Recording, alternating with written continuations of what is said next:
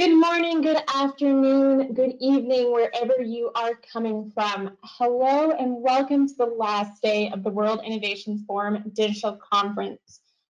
Thank you everyone for being here today. We've had two fantastic days of speakers and startups and panelists, and today is no different.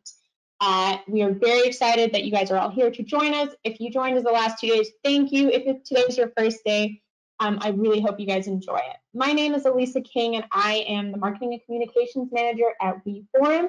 If you are tweeting or sharing content on social media today, please use the hashtag WIForum. We really want to capture that, retweet at you and such. I'm going to start off with just a couple of housekeeping rules and housekeeping things. The event will be recorded and shared following the completion of this 3-day event. Individual presentations, however, will not be shared. If you have any questions or comments, please submit using the questions panel on the GoToWebinar, which you can see an example of on the screen right now. So without further ado, I would like to introduce our moderator for the WIForum Digital Conference. If you've been here 2 days, you know exactly who he is. If you are just joining us, well, I'll make a quick introduction. I would like to give a very warm welcome to Douglas McKevitt. He is the head of the MSCBA Online Business and Marketing and the head of digital learning at the Lausanne University of Applied Sciences and Arts, or Hochschule as we know it here. And without further ado, I will let him take it away.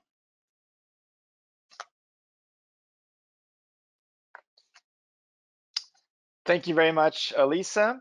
Also, on behalf of the other organizer of today's event, I'd like to welcome you all to the third day, as Elisa has mentioned, of the second World Innovation Forum's digital conference. My name is Douglas McKevitt, and I'll be your host for today.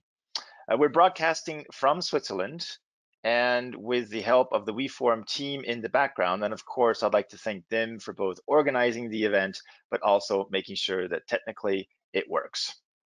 We'll be also bringing this event to people assembled from all over the world, as you can see from the attendees in our attendee box. Briefly, the aim of the World Innovations Forum is to work with and inspire top entrepreneurs from selected developing nations to bring their respective countries to prosperity and independence by the end of this decade.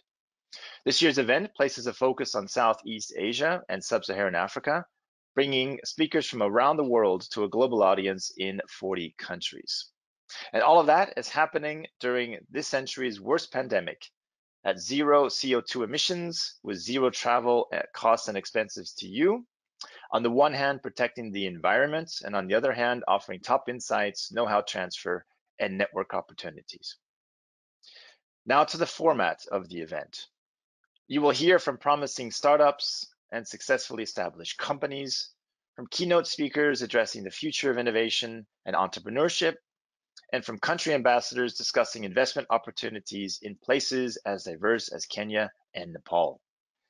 Today's podium discussion around innovation and entrepreneurship will offer you the collective wisdom and insights from practitioners in the fields, and top startups from Asia, Africa, and even North America will present their companies to our judges.